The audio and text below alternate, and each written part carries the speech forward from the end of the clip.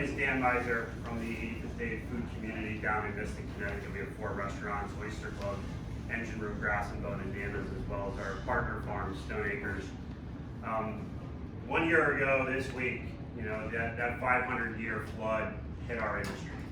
And that pandemic, that 500-year flood, was something that there was no playbook for. We had no idea what the future held, and we had no real plan in place. What the process quickly became for us was 3 things. It was about creativity, it was about survival, and it was about leadership. And the creativity piece, it was so humbling and so inspiring to see restaurant owners and their staffs across this state figuring out ways to make it happen. And that creativity was all in hopes of the second thing I said, which was survival. Early on in the pandemic, I was on a phone call with a good friend of mine who owns several restaurants in New York City. And while I thought I had it bad in Mystic in terms of what we were going through, when I spoke to him and I heard about what was happening in New York City, which is not that much different than what happened in the urban areas here in Connecticut, in the downtown restaurants of Hartford and New Haven and New London, I had a lot to be thankful for, and it inspired myself and my team to do whatever it took to survive.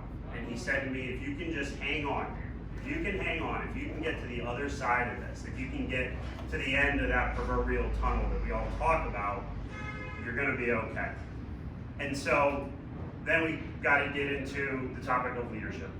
And the leadership at the Connecticut Restaurant Association, with Scott Dolch at our head, our board of directors, and the folks that we work with on a daily basis.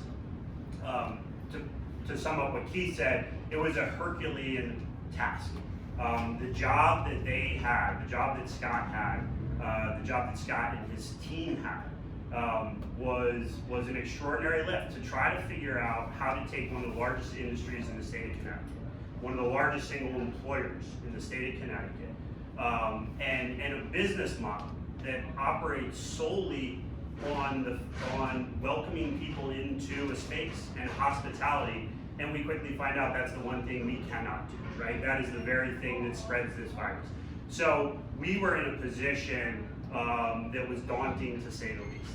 But because of the partnerships we had with Governor Lamont and his administration, specifically with Commissioner Lehman at DECD, I will tell you, in the early days of this pandemic, I think my wife thought there was something going on with the commissioner and I, because we'd be on the phone all day, all night, texting, and she's like, "Who is this guy?"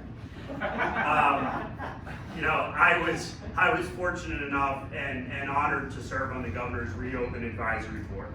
That was the business advisory board, where there was a group of folks from the business community across the state representing a wide range of industries. And it was our job, under the leadership of the commissioner, to put together a plan on how to reopen Connecticut's economy.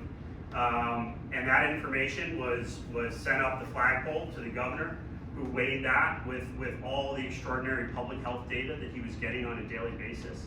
And I'd say the outcome, the long game for Connecticut, it's something that we all have a lot to be proud of. There were times where there were a lot of disagreements, and there were times when we felt that the restrictions were a little too tough. But I will say this, now that I've had a year to reflect on what the challenge was initially, the process over the last year, and where we're at now, we have so much to be proud of and so much to be thankful for. There's no question there's been folks that have been lost along the way. It's we all heard the number in the fall of 600 Connecticut restaurants that were closed forever. That number probably creeped up closer to 800 to 1,000 as we got close to the holiday season and past. But for those that have survived, with the help of the state grants, with the help of the federal PPP dollars, with the extraordinary support of the communities that these restaurants represent, the backbone of small business in, we made it. And while we still have a long road ahead, and there's still so much work yet to be done. The good news is that light at the end of that proverbial tunnel, we can see.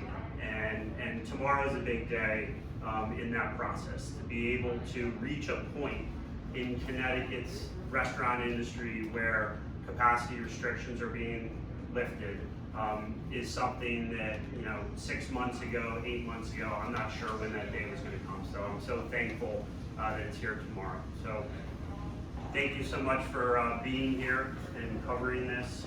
Thank you, Governor Lamont, for you and your team. Thank you, Scott, for the extraordinary work, the leadership of the Connecticut Restaurant Association. So, Lieutenant Governor Meiser.